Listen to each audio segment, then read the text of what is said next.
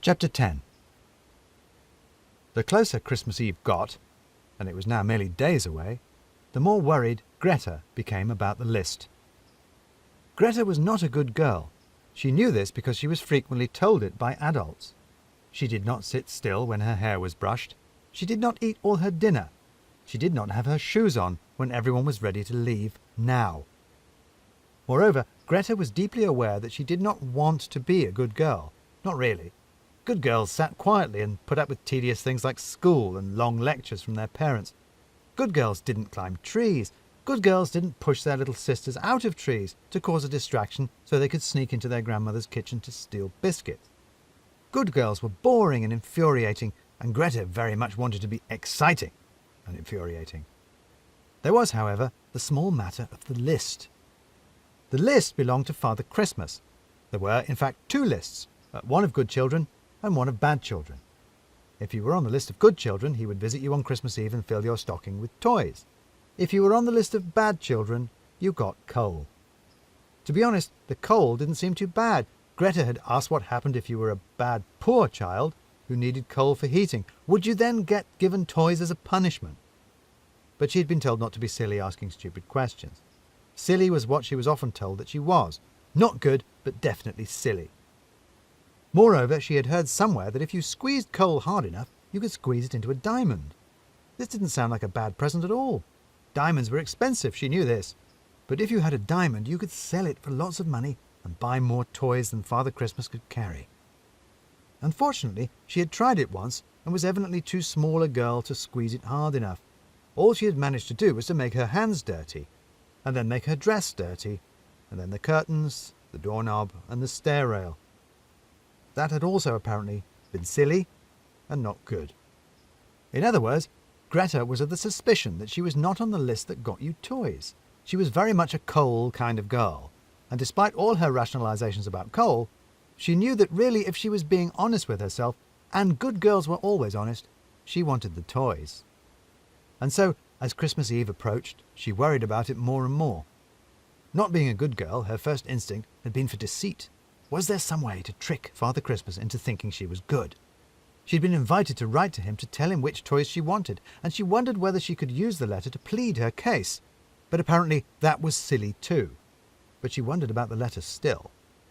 If Father Christmas could somehow magically know all about your behavior throughout the year, how come he needed a letter to know what you wanted for Christmas? Was the list thing all a ruse to make you behave like the good girl you knew you weren't?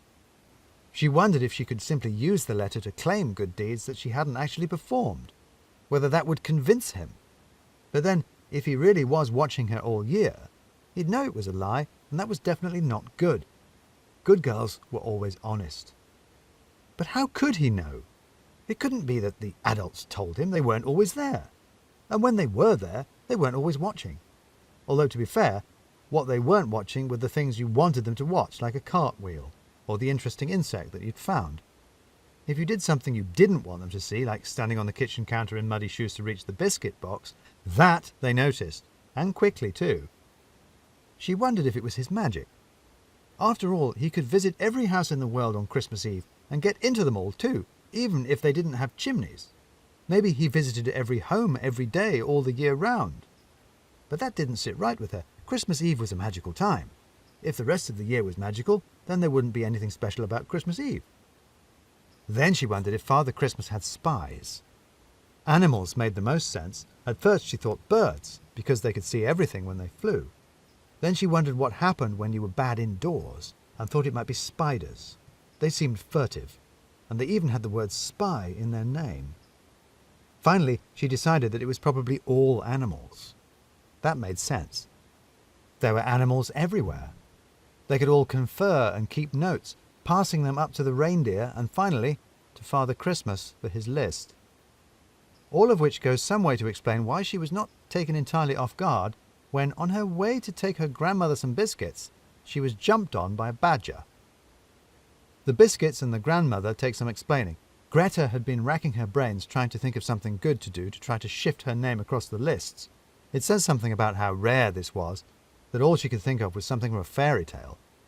Little Red Riding Hood had taken food to her grandmother in the forest, and Greta had got the impression that that was supposed to have been a good deed. Greta herself had been more interested in the wolf. Wolves were wild and exciting. She had hoped there were some in Hexwood, but she had been told that this was silly, and that there weren't any in the whole country except for in zoos. The idea of badgers hadn't even crossed her mind. The only food she could think of to take to her grandmother was biscuits. This was because her grandmother always gave her biscuits when she visited. It did not occur to her that this meant her grandmother already had some biscuits and probably didn't need any more. It also didn't occur to her that in order to get some biscuits, she had to take them from the larder, which was technically stealing and therefore not good. It was also not good to go into the forest, even if it wasn't really a forest, just Hexwood. Not that her grandmother lived in the wood, she lived in a bungalow down a lane off the small stone road. But Greta decided to go there by cutting across the village green and through a corner of Hexwood to the meadow, on the other side of which was the small stone road, on the other side of which was her grandmother. She knew that she wasn't supposed to go wandering around in Hexwood. She'd been told often enough that doing so was both silly and not good. But then she knew that the adults thought it was silly and not good because it was dark and magical, and that was precisely why she liked it. She had even once seen a rabbit wearing a hat in the wood. When she'd told other people, she'd been informed that she was being silly again and a no-good liar. This was not fair, because she was actually telling the truth for once. And now she went into the wood whenever she could in the hopes of seeing the hat-wearing rabbit again and proving to herself that it was real. She was a little satisfied then, as well as surprised, to note that the badger that jumped on her in the wood was wearing an old tweed jacket with leather patches on the elbows. She was more surprised than satisfied, though, to discover that badgers are a lot bigger and heavier than you'd expect, and, more confusingly, smell of beer and pipe smoke. It knocked her to the ground and sat on her tummy, and then a bevy of rabbits ran out from the brambles and grabbed her arms and legs. Finding herself immobilized was mitigated by the fact that several of the bunnies were wearing hats. Woolly hats. Then a hedgehog in red boots climbed onto her chest and started issuing orders to a gang of mice and voles who scampered backwards and forwards over her, pulling ropes behind them. The badger and the rabbits rolled her over, and they trussed her up tight. They rolled her again, and she caught a glimpse of weasels and ferrets and mink and stoats flowing together around her, lifting her up, and then she was carried off, up the walk and into the wood. So this is it, she thought, watching the sky pass by through the bare branches above her. I've finally been so bad that Father Christmas has had to send his agents to intervene. Still, I am being kidnapped by talking animals in a magic wood. This is why I never wanted to be good in the first place.